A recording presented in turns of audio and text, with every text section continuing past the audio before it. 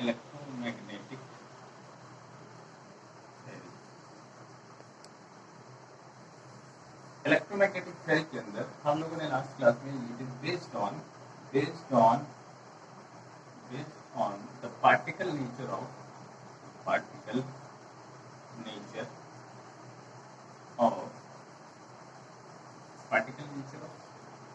Radiation. इस पे based है क्या क्या इलेक्ट्रोमैग्नेटिक थ्योरी में था। 4-5 पॉइंट है। पहला चीज ये था कि नेचर ऑफ एमिशन या radiation from the hot body, radiation या फिर एमिशन ऑफ एनर्जी कह सकते हैं, या रेडिएशन हो सकता है, रेडिएशन या emission from A hot body just like hot iron body. इसको हम लोग कहेंगे ब्लैक बॉडी रेडिएशन। इसके बारे में पढ़ना है हम लोग को, ब्लैक बॉडी रेडिएशन। दूसरा क्या था इलेक्ट्रोमैग्नेटिक थ्योरी में, दूसरा पॉइंट ये था कि ejection of electron from a metal surface, ejection of electrons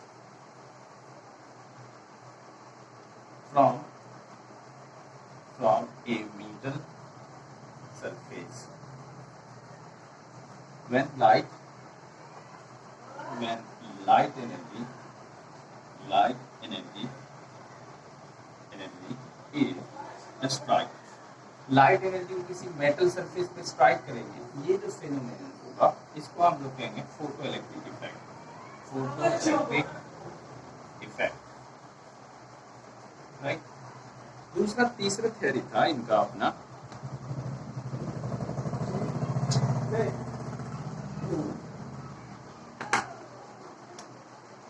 तीसरा थ्योरी था variation of heat capacity due to temperature changes, variation of heat capacity of solid as a function of temperature. तीसरा था variation of heat capacity of a solid, heat capacity of a solid as a function of temperature की वजह से heat capacity अगर बढ़ रहा है तो ये वेरिएशन हम लोग इसमें पार्टिकल नेचर को आइडेंटिफाई करता है इलेक्ट्रोमैग्नेटिक थ्योरी में। तीसरा डी है जो चौथा पॉइंट था इसमें, line spectra of atom, line spectra of atom का लाइन स्पेक्ट्रा, ये स्पेशली वो हाइड्रोजन के लिए था, या फिर इसको हम लोग 1 इलेक्ट्रॉन कंटेनिंग एलिमेंट में स्पेशली फॉर हाइड्रोजन, ये पार्टिकल नेचर को दिखाता है, और 1 इलेक्ट्रॉन कंटेनिंग एलिमेंट्स, ठीक है। ये 3-4 चीज हमारे इलेक्ट्रोमैग्नेटिक थ्योरी में, वो भी पार्टिकल नेचर के ऊपर बेस्ड ये थ्योरी था जिसको हम लोग को पढ़ना है। इसमें जो पहला चीज है ब्लैक बॉडी रेडिएशन, हमने पहला देखा था कि इमिशन ऑफ इलेक्ट्रॉन था फ्रॉम ए हॉट बॉडी, तो हम लोग ब्लैक बॉडी रेडिएशन के बारे में पढ़ना है। पहला ब्लैक बॉडी रेडिएशन, पहले इसमें एक नाम है ब्लैक बॉडी, हम लोग इस ब्लैक बॉडी को पहले जानने की कोशिश करेंगे, फिर हम उस रेडिएशन के बारे में कि ब्लैक बॉडी है क्या। ब्लैक बॉडी ये एक आइडियल बॉडी है, हम लोग इमेजिन करते हैं बट ऐसा एग्जिस्ट नहीं करता है। An ideal body which emits या absorb, an ideal body which emits या फिर और absorb all frequencies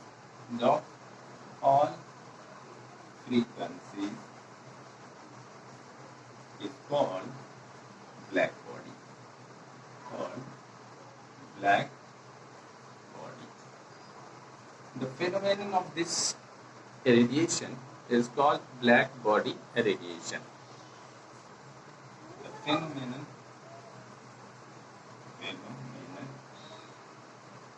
of radiation, emission of radiation is called black body radiation.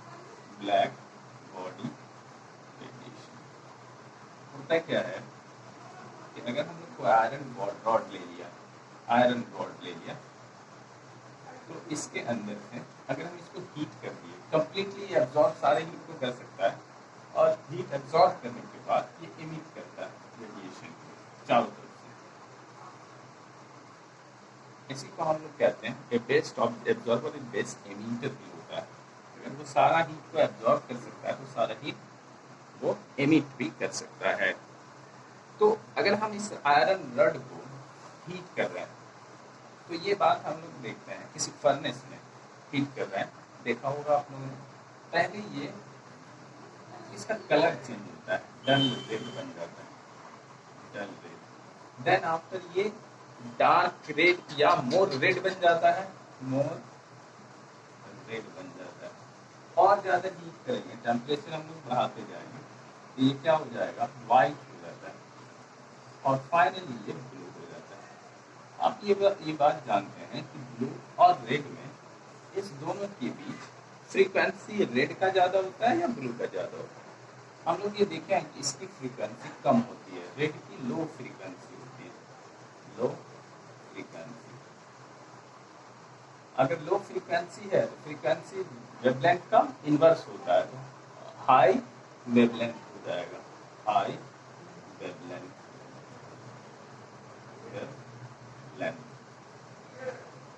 और इसकी फ्रीक्वेंसी हाई होती है, हाई फ्रीक्वेंसी, इसका मतलब है, और लो वेवलेंथ हो जाएगा। तो यानी इसके हीट करने से, या यहाँ रेडिएशन इसको हीट करते हैं हम लोग, किसी फर्नेस में इसको हीट करते हैं, इसको हीट करते हैं, हीट इन ए फर्नेस, तो इसका कलर चेंज होता है। कलर चेंज होने का मतलब उसकी फ्रीक्वेंसी चेंज करती है। तो हम लोग इनसे क्या डिसीजन निकालते हैं, इससे हमें कंक्लूजन ये निकलता है कि, और उसे एक ग्राफ हम लोग बनाते हैं जिसको हम लोग इस फेनोमेनन को उसमें देख सकते हैं। लेकिन इसमें ध्यान रखना है कि एट ए पर्टिकुलर टेम्परेचर पे जो रेडिएशन का होता है, एट ए गिवन टेम्परेचर, एक ग्राफ आप देखिए, फिर हम लोग लिखेंगे।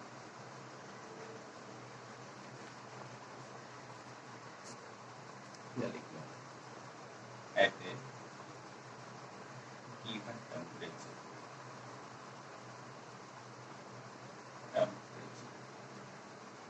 ठीक है, एक पर्टिकुलर टेम्परेचर पे एक हम लोग ग्राफ ड्रॉ करते हैं। उसमें हम लोग ये देखते हैं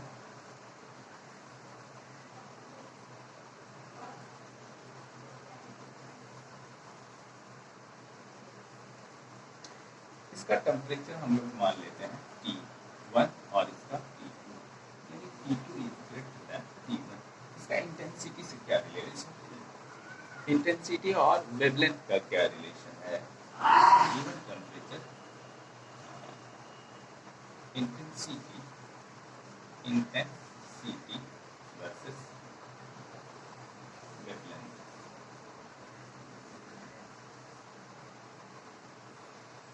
इसका ग्राफ हम लोग देखना चाहते हैं, और ये इसका वेवलेंथ है, ये वेवलेंथ इसका पड़ रहा है, और ये इंटेंसिटी। इंटेंसिटी क्या होता है, इंटेंसिटी के बारे में हम ये जानते हैं, उसका ब्राइटनेस कहलाता है।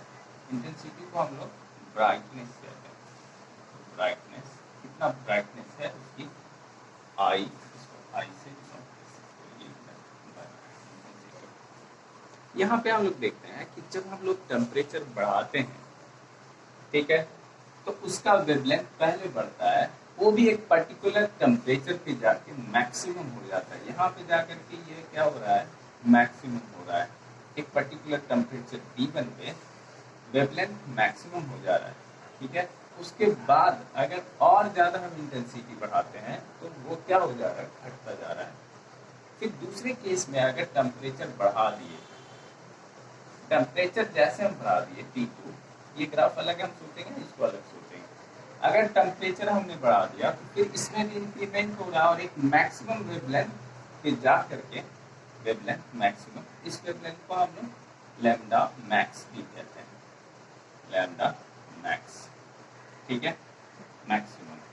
T2 टेम्परेचर, अगर टेम्परेचर को बढ़ा दिए तो इंटेंसिटी बढ़ाने से वेवलेंथ तो काफी फास्टली इंक्रीज करता ही करता है, और क्या होता है, इसका वेवलेंथ एक मैक्सिमम वेवलेंथ है, फिर उसके बाद अचीव करता है और देन आफ्टर ये डिक्रीज करता है। हम लोग ये देखते हैं कि जैसे टेम्परेचर बढ़ाया, पहले टेम्परेचर T1 था जो लेस देन T2 था, तो टेम्परेचर बढ़ाने की वजह से इसका वेवलेंथ क्या हो जा रहा है, घट जा रहा है। देखो इधर घट, यहाँ से ये शिफ्ट करके यहाँ आ गया। इसी बात को हमको लिखना है कि at a given temperature intensity of radiation, intensity of radiation, intensity of radiation emitted, पहले इंक्रीज करता है, emitted increases with decrease of wavelength, emitted increases with a decrease of wavelength, with decrease increases with decrease of wavelength, घट रहा है wavelength, decreases wavelength, reaches a maximum value, reaches a maximum value, एक maximum value को reach करता है, reaches a maximum value,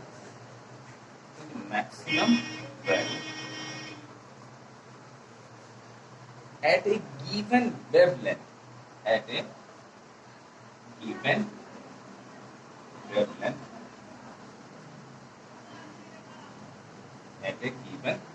wavelength, and then start decreasing, and then start decreasing, उसके बाद ये घटना शुरू करता है। इंटेंसिटी बढ़ाया तो वेवलेंथ हमारा क्या हुआ, इंक्रीज है। Intensity of radiation emitted increases with, जैसे हम बढ़ाए, with decrease of wavelength, increase of wavelength, sorry पहले बढ़ता है, increase of wavelength, reaches A maximum point, पहले maximum point value eight a given wavelength, और एक पर्टिकुलर वेवलेंथ देता है, देन स्टार्ट डिक्रीज, उसके बाद घटना होता है, घटता है जबकि हम इंटेंसिटी को बढ़ाते हैं, ठीक है, decreasing with further decrease of wavelength. तो अब क्या होता है कि अब यहाँ पे with further increase of wavelength, और उसके बाद ये वेवलेंथ को बढ़ाता है, with further increase of wavelength, increase of wavelength, ठीक है।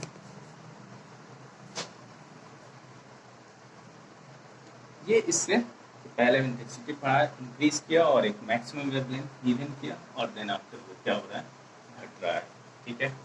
और टेम्परेचर बढ़ने की वजह से मैक्स वेवलेंथ क्या हो जाता है, घट जाता है, मैक्सिमम वेवलेंथ।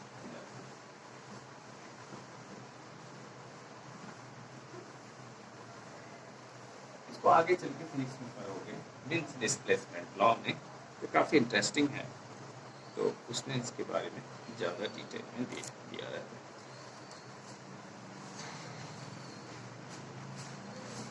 नेक्स्ट हम लोग टॉपिक चलते हैं photo electric effect, photo electric effect, photo electric effect, ये क्या है, नाम ही है फोटो इलेक्ट्रिक इफेक्ट। इसको हम लोग यहाँ पे इजेक्शन ऑफ इलेक्ट्रॉन है, ejection of electrons from a metal surface, from a metal surface due to striking of light energy. Light energy को स्ट्राइक करने से वहां से इलेक्ट्रॉन इजेक्ट होता है। इस चीज में हम लोगों को दो तीन चीजें ध्यान में, इसमें क्या क्या हमें लाइक ये जो मेटल होते हैं, generally metals are metals generally metals और कौन होता है, सीरियम, रूबिडियम, पोटेशियम एक्सेट्रा, ये सब मेटल के सरफेस से हमारा इलेक्ट्रॉन्स इजेक्ट होता है। इसको अगर हम लोग देखेंगे ऐसे, इसको देख सकते हो, इसके अंदर जैसे एक मेटल सरफेस है, ये मेटल सरफेस, ठीक है, इसके ऊपर लाइट स्ट्राइक किया, लाइट एनर्जी इस पे स्ट्राइक किया और यहाँ से इलेक्ट्रॉन इजेक्ट हुआ, इलेक्ट्रॉन्स, ठीक है, ये कुछ ना कुछ एनर्जी को अपने आप को वार्म अप के लिए एब्जॉर्ब करता है, देन आफ्टर वहां से इलेक्ट्रॉन इजेक्ट करता है। This phenomenon is called photo electric effect. इसमें हमें क्या सब चीजें ध्यान में रखनी पड़ती है। जैसे लाइट एनर्जी यहाँ पे स्ट्राइक करता है, बगैर ये टाइम लिए हुए, नो टाइम एक्सपेंड, ये इलेक्ट्रॉन यहाँ से तुरंत एट द इंस्टेंट ये इलेक्ट्रॉन को इजेक्ट कर देता है, पहला चीज। दूसरा है कि ये जो लाइट का इंटेंसिटी के ऊपर कितने नंबर ऑफ इलेक्ट्रॉन्स यहाँ से रिलीज होंगे, 10 होंगे, 20 होंगे, 25 होंगे, ये डिपेंड करता है इस लाइट के इंटेंसिटी पे, नॉट द वेवलेंथ या फ्रीक्वेंसी। इस पे वेवलेंथ, इंटेंसिटी ऑफ लाइट पे नंबर ऑफ इलेक्ट्रॉन्स जो है डिपेंड करता है, डायरेक्टली प्रोपोर्शनल हम कहते हैं, ठीक है। तीसरा चीज क्या है, जैसे हमने ये लिया, ये मेटल हमने लिया, इस मेटल के साथ क्या है कि ये लाइट के अपना एक फ्रीक्वेंसी होगा, इसकी अपनी एक एनर्जी है और इसका अपना एक फ्रीक्वेंसी होगा। मान लो इसकी फ्रीक्वेंसी दिया हुआ न्यू और ये मेटल सरफेस है, मेटल सरफेस के साथ ये कुछ एनर्जी को क्या करेगा, एब्जॉर्ब कर लेगा, इलेक्ट्रॉन को सरफेस पे लाने में नीड होगा, और जो फ्रीक्वेंसी को ये एब्जॉर्ब करेगा for the excitation of electron, electron को सरफेस में लाने में हेल्पफुल होगा, देन आफ्टर वो बाहर निकलेगा। तो ये जो एनर्जी अपने आप में एब्जॉर्ब करता है, हम लोग उस एनर्जी को वर्क फंक्शन बोलते हैं, ठीक है। ये जो एब्जॉर्ब एनर्जी करता है, इसको हम लोग वर्क फंक्शन कहते हैं, वर्क फंक्शन, जिसको हम लोग W से लिखते हैं, या फिर कभी कभी इसको फाई से लिखते हैं। जैसा अपना कन्वेंशन है कि हम कैसे यूज कर सकते हैं, कभी कभी W दिया होता है, कभी वर्क फंक्शन W से आप लोग लिखते हैं या फाई से लिखते हैं। लेकिन इसकी जो फ्रीक्वेंसी है, ये मेटल सरफेस है, इसकी फ्रीक्वेंसी ये एब्जॉर्ब कुछ एनर्जी करता है, less amount of energy absorb करता है फॉर वार्म अप के लिए, और देन आफ्टर यहाँ से इलेक्ट्रॉन बाहर निकलता है, जो बची हुई एनर्जी रहती है, क्योंकि लेस अमाउंट भी एब्जॉर्ब करता है, तो और उसके पास जो एनर्जी, उस एनर्जी को लेकर इलेक्ट्रॉन बाहर निकलता है। तो ये जो हमारा जो मिनिमम, ये जो फ्रीक्वेंसी जो एब्जॉर्ब करता है, इसका अपना ये एनर्जी है, तो इसको हम एच न्यू लिखेंगे ना, इसकी वैल्यू, एनर्जी को हम एच न्यू लिखेंगे, लाइट एनर्जी है, तो इसका जो फ्रीक्वेंसी होगा वो क्या होगा, इसको न्यू नॉट से लिखते हैं, ठीक है। तो इसकी अपनी एक फ्रीक्वेंसी है, कांस्टेंट हटा दिया मैंने, सिर्फ ये लिखा है, तो इसकी अपनी एक एनर्जी होगी, लाइट एनर्जी लगा दो, यहाँ पे E लिख सकते हो, उसमें भी E equal to H nu, तो एच कांस्टेंट है। इस जो minimum energy for the electron just comes on the surface for जो needed है, the amount of energy needed for comes on the surface, that frequency is called threshold frequency. इसको क्या बोलते हैं? Threshold frequency. Threshold frequency. इस energy को हम लोग h न्यू भी लिखते हैं या इसको hc by lambda भी लिखते हैं.